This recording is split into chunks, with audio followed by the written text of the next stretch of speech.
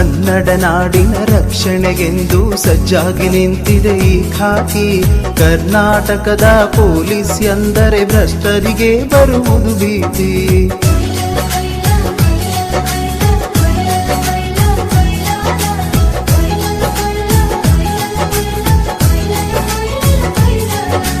ಕನ್ನಡ ನಾಡಿನ ರಕ್ಷಣೆಗೆಂದು ಸಜ್ಜಾಗಿ ನಿಂತಿದೆ ಈ ಖಾಕಿ. ಕರ್ನಾಟಕದ ಪೊಲೀಸ್ ಎಂದರೆ ಭ್ರಷ್ಟರಿಗೆ ಬರುವುದು ಭೀತಿ. ಧೈರ್ಯದಲ್ಲಿ ಮುನ್ನುಗ್ಗುತ್ತಲಿ, ಧೈರ್ಯದಲ್ಲಿ ಮುನ್ನುಗ್ಗುತ್ತಲಿ ತಾಯಿಯ ಸೇವೆ ಮಾಡೋ. ರಕ್ಷಣೆಗೆ ಪಣ ತೊಟ್ಟಿರುವ ನಮ್ಮ ಪೊಲೀಸರ ನೋಡೋ.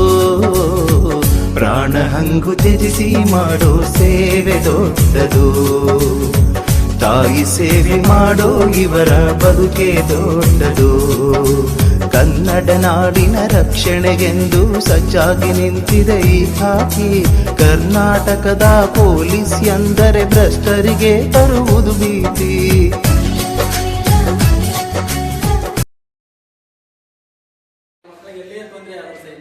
ಅಲ್ಲಿ ಒಬ್ರು ASI ಒಬ್ರು ಪೊಲೀಸ್ ಅಂತ ನೇಮಕ ಮಾಡಿರ್ತಾರೆ. ಅವ್ರು ನಿಮಗೆ ಒಂದು ಸಹಾಯ ಮಾಡ್ತಾರೆ. 112 ಅಂತೇಳಿ ಹೊಡಿಬೇಕು.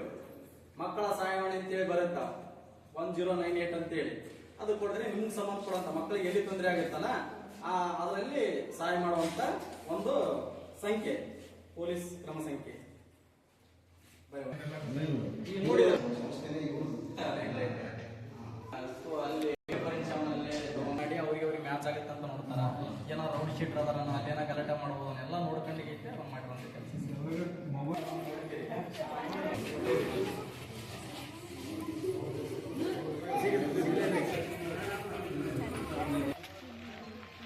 ಆಮೇಲೆ ಪೊಲೀಸಿಗೆ ಇರೋಂಗಿಲ್ಲ, ಜಮದಾರಿಗೆ 3 ಪಟ್ಟಿ 7 ಬಟನ್ಸ್ ಆದಮೇಲೆ ಪಟ್ಟಿದ್ರೆ ಹವಾಲ್ದಾರ್ ಜಮದಾರ್ ಅಂತ ಹೇಳ್ಬೋದು. ಇದು ಇಲ್ಲ ಅಂದರೆ ಇಲ್ಲಿ ಸ್ಟಾರ್ ಇದ್ದರೆ ASI ಅಂತ ಹೇಳ್ಬೋದು. 1 ಸ್ಟಾರ್ ಇದ್ದರೆ ASI, 2 ಸ್ಟಾರ್ ಇದ್ದರೆ ಸಬ್ ಇನ್ಸ್ಪೆಕ್ಟರ್, 3 ಸ್ಟಾರ್ ಇದ್ದರೆ ಇನ್ಸ್ಪೆಕ್ಟರ್ ಅಂತ ಹೇಳ್ಬೋದು.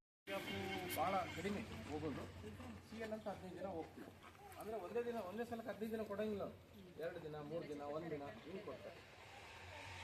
ಆಮೇಲೆ ಇದು ಬಹಳ ಅಮೂಲ್ಯವಾಗಿರುವಂತಹ ಸೇವೆ.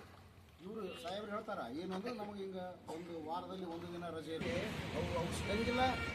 ಇಲ್ಲೇ ಸರ್ಕಾರದ ವತಿಯಿಂದ ಅವು ಅದಾವು, ಇಲ್ಲ ಅಂತ ಅನ್ನೋದಲ್ಲ. ಅವರು 24 ಗಂಟೆನೂ ಕೂಡ ಅವರು ಸೇವೆಯನ್ನು ಮಾಡ್ತಾನೇ ಇರಬೇಕು. ಈಗ ಒಂದು ಉದಾಹರಣೆಗೆ ಹೇಳಿದ್ರೆ, ಈಗ ಬಂತು ಅಂದ ತಕ್ಷಣದಲ್ಲಿ ಅವರು ಮತ್ತೆ ಯೂನಿಫಾರ್ಮ್ ಹಾಕ್ಕೊಂಡು ಆಲ್ರೆಡಿ ಡ್ಯೂಟಿಗೆ ಜಾಯಿನ್ ಆಗಲೇಬೇಕು. ಯಾಕಂತ ಕೇಳಿದ್ರೆ ಮನೆಗಳು ಜನರ ಸೇವೆಯಲ್ಲಿನೇ ನಿರತರಾಗಿರ್ತಾರೆ. ಹೌದಾ ಇಲ್ಲ? ರಸ್ತೆಯಲ್ಲಿ ಯಾವಾಗ ಅಪಘಾತ